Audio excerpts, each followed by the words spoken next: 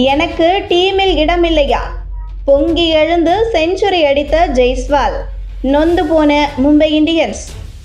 Mumbai Indians அணிக்கு எதிரான போட்டியில் துவக்க வீரர் யசஸ்வி ஜெய்ஸ்வால் சதம் அடித்து ராஜஸ்தான் ராயல்ஸ் அணிக்கு வெற்றி தேடி தந்தார்.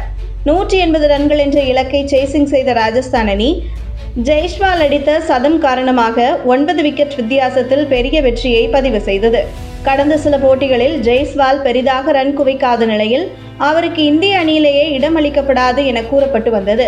இந்த நிலையில் மும்பை இந்தியன்ஸ் அணியின் பந்துவீச்சை சகட்டு மேனிக்கு அடித்து தள்ளிய ஜெய்ஸ்வால் தனி ஆளாக சேசிங்கை முடித்தார்.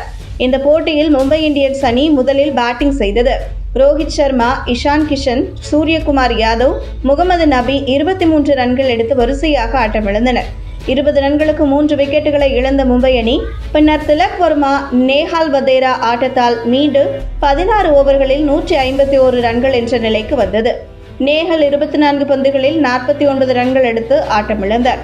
அதன் பின் திலக் வர்மா அரை சதம் அடித்து அணியை காப்பாற்ற போராடிய போதும் Hardik Pandya 10, Tim David 3, Gerald கோஸ்டி என பின்வரிசை வீரர்கள் வரிசையாக விக்கெட்டை பறிகொடுத்து சென்றனர்.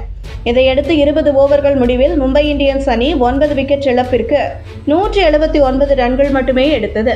சந்தீப் சர்மா 4 ஓவர்களில் 18 ரன்கள் மட்டுமே கொடுத்து 5 விக்கெட் வீழ்த்தி IPL தொடரில் தன் சிறந்த பந்துவீச்சை பதிவு செய்தார். ட்ரெண்ட் போல்ட் 32 ரன்கள் கொடுத்து 2 விக்கெட்டுகள் கைப்பற்றியிருந்தார். அடுத்து சேசிங் செய்த ராஜஸ்தான் ராயல்ஸ் அணியின் துவக்க வீரர் ஜோஸ் பட்லர் 25 பந்துகளில் 35 ரன்கள் எடுத்து ஆட்டமிழந்தார். ஜெய்ஸ்வால் மறுபுறம் சிறப்பாக பேட்டிங் செய்து அரை சதம் கடந்தார். சஞ்சு சாம்சன் 3ஆம் வரிசையில் இறங்கி அவருக்கு ஒத்துழைப்பு அளித்து ஆடினார். ஜெய்ஸ்வால் சதம் கடந்து 60 பந்துகளில் 104 ரன்கள் எடுத்து கடைசி வரை ஆட்டமிழக்காமல் இருந்தார். கேப்டன் சஞ்சு சாம்சன் 28 பந்துகளில் 38 ரன்கள் குவித்திருந்தார்.